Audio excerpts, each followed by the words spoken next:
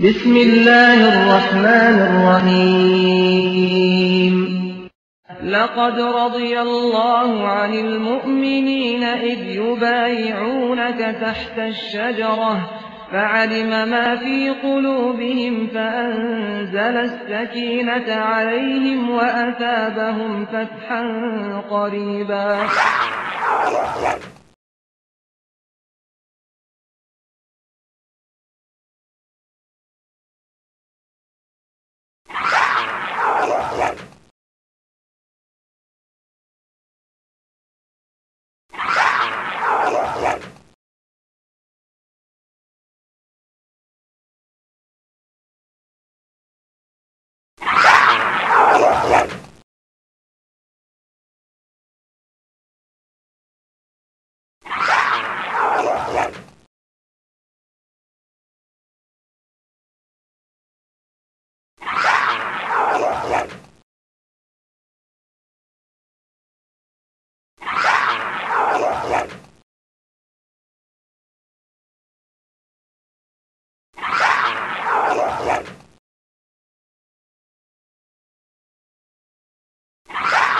إن الحمد لله نحمده ونستعينه ونستغفره ونعوذ بالله من شرور أنفسنا ومن سيئات أعمالنا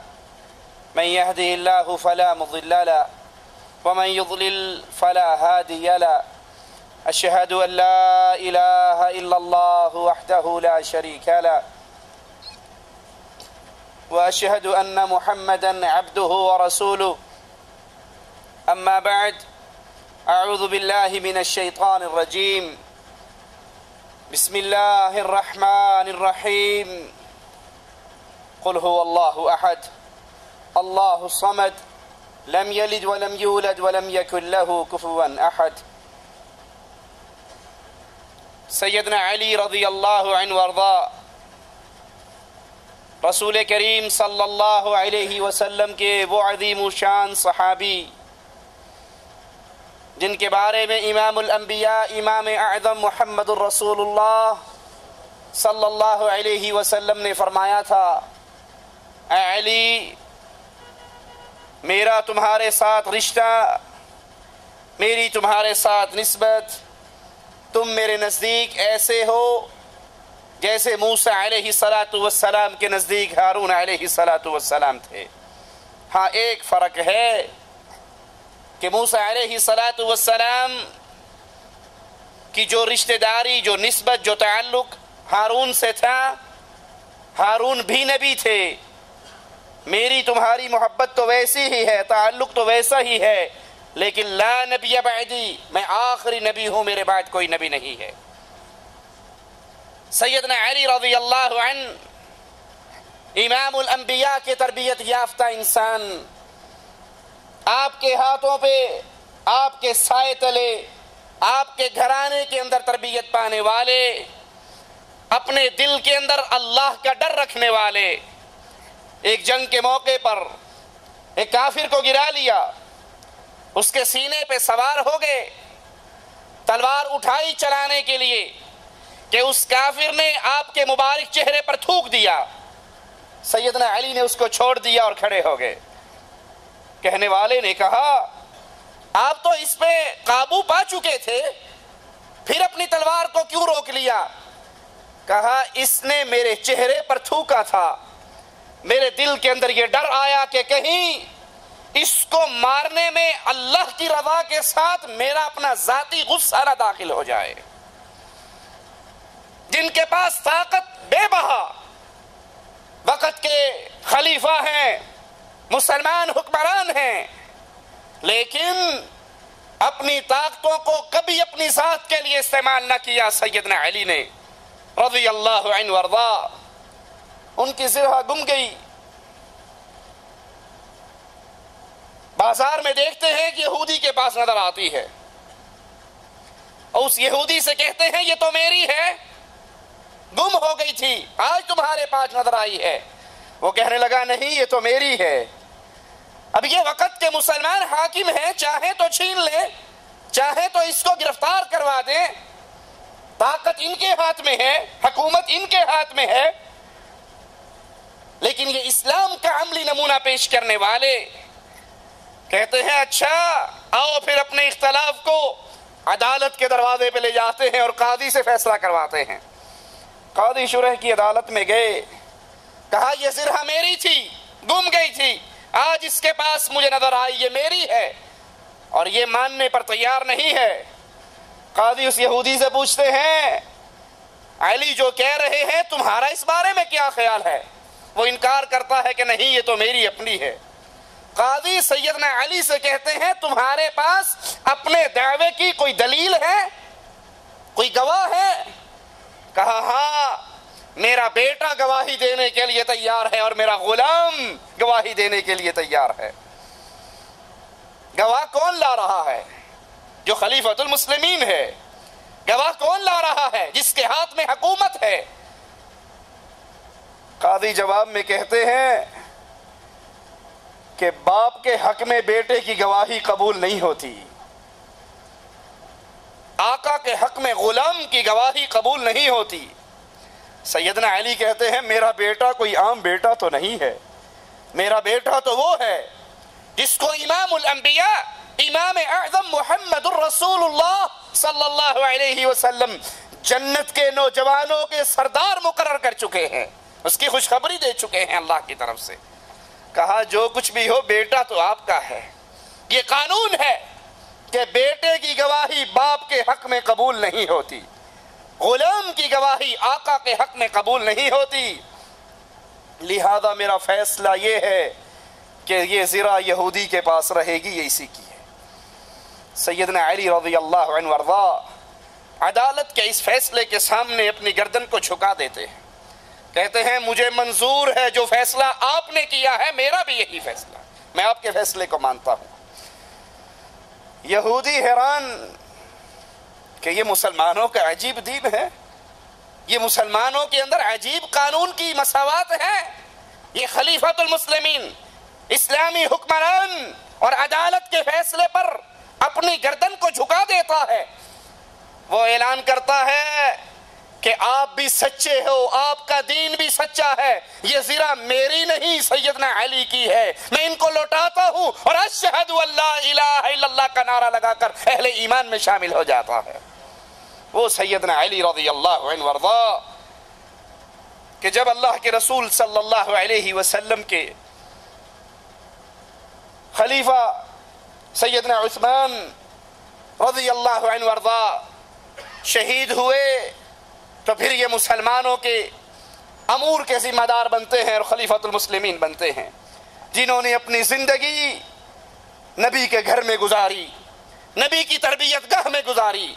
نبی کے ساتھ رہتے ہوئے گزاری اور ہر موقع پر نبی کے ساتھ رہے۔ فتح مکہ کے بعد عرب قبائل بڑی کثرت سے اسلام میں داخل ہونے لگے اور ظاہر خیال یہی ہوا کہ اب امن و امان، سکون اور شانتی کا دور دورہ ہونے والا ہے، لیکن یہ خیال چند دنوں کے لیے اور کچھ وقت کے لیے رہا۔ مسلمانوں کو خبر ملی کہ کفار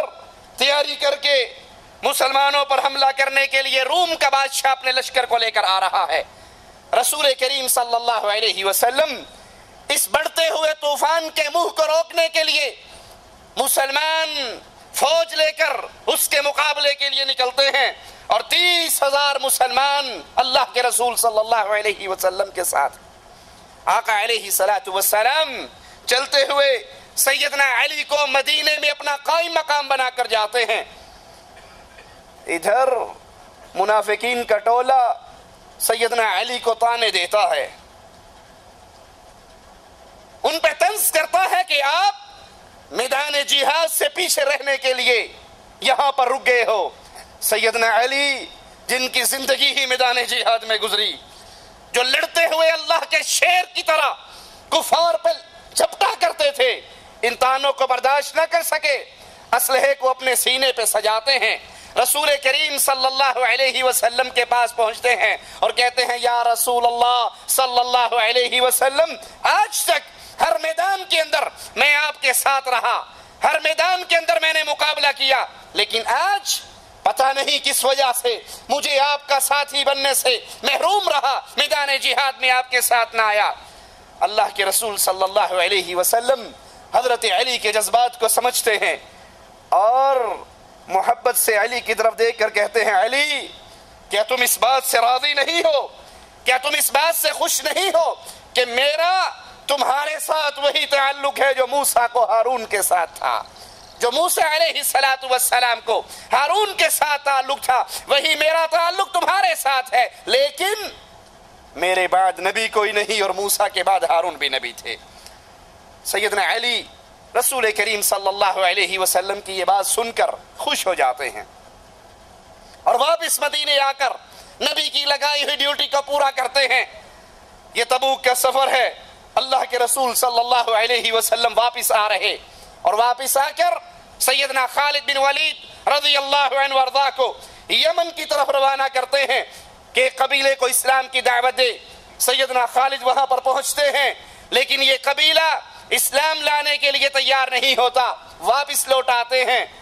رسول کریم صلی اللہ علیہ وسلم سیدنا علی کو روانہ کرتے ہیں اور قبیلہ ہمدان کی طرف ایک خط بھی ان کے ہاتھ میں دیتے ہیں۔ سیدنا علی رضی اللہ عنہ وارضا اس خط کو لے کر،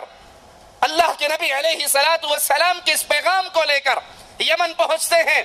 اور ان کے سامنے رسول کریم صلی اللہ علیہ وسلم کا پیغام ان کو پڑھ کر سناتے ہیں اور بڑے دل نشین انداز میں ان کے سامنے اسلام کی سچی اور سچی دعوت بھی پیش کرتے ہیں۔ ایک طرف نبی کا خط ہے، ایک طرف علی کا انداز بیاں ہے جن کے بارے میں صحابہ کہا کرتے تھے ہمارے اندر سب سے بہترین قاضی بھی علی ہے اور بہترین خطیب بھی علی ہے رضی اللہ عنہ وارضا۔ کفار کے دل اسلام کے لیے کھل جاتے ہیں اور وہ اسلام کے اندر داخل ہو جاتے ہیں۔ ہجرت کے 10ویں سال سیدنا علی رضی اللہ عنہ وارضا کو قبیلہ مدحج کو اسلام کی دعوت دینے کے لیے یمن کی طرف روانہ کیا گیا۔ 300 سوار سیدنا علی کے ساتھ ہیں، وہ اس قبیلے میں پہنچتے ہیں، ان کو اسلام کا پیغام دیتے ہیں، لیکن یہ قبیلہ، یہ اہل یمن لڑنے اور مرنے کے لیے تیار ہو جاتے ہیں۔ سیدنا علی کے ساتھ صرف 300 ہیں۔ آپ بھی اپنی صفوں کو سیدھا کر لیتے ہیں، اگرچہ تعداد تھوڑی ہے لیکن یہ نبی کریم صلی اللہ علیہ وسلم کے صحابہ، یہ آپ کے ساتھی، یہ آپ کے تربیت یافتہ جن کی نظریں تعداد پر نہیں ہوا کرتی، اللہ کی مدد پر ہوا کرتی۔ زبردست جنگ ہوتی ہے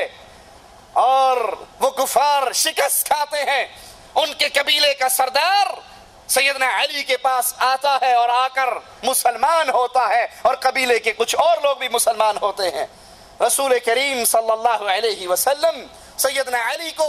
3 ماہ کے لیے اسی علاقے میں قاضی مقرر کرتے ہیں اور سیدنا علی یہاں پر رہ کر اپنے قول سے، اپنے فعل سے ان لوگوں کو اسلام کی دعوت دیتے ہیں۔ اسی سال سیدنا علی رسول کریم صلی اللہ علیہ وسلم کے ساتھ حج کرنے کی سعادت مندی بھی پاتے ہیں اور اللہ کے رسول صلی اللہ علیہ وسلم سیدنا علی کو قربانی کے اونٹوں کا گوشت تقسیم کرنے کی ذمہ داری دیتے ہیں اور یہ رسول کریم صلی اللہ علیہ وسلم کا پہلا اور آخری حج ہے۔ یہ حجۃ الوداع ہے۔ اس سے واپسی پر آقا علیہ السلام بیمار ہوئے اور ہجرت کے 11ویں سال اس دنیا سے رخصت ہو گئے۔ سیدنا علی نے دوسرے صحابہ کے ساتھ مل کر آپ کو غسل دیا اور پھر اسامہ بن زید، عبد الرحمن بن عوف اور فضل بن عباس کے ساتھ مل کر رسول کریم صلی اللہ علیہ وسلم کو قبر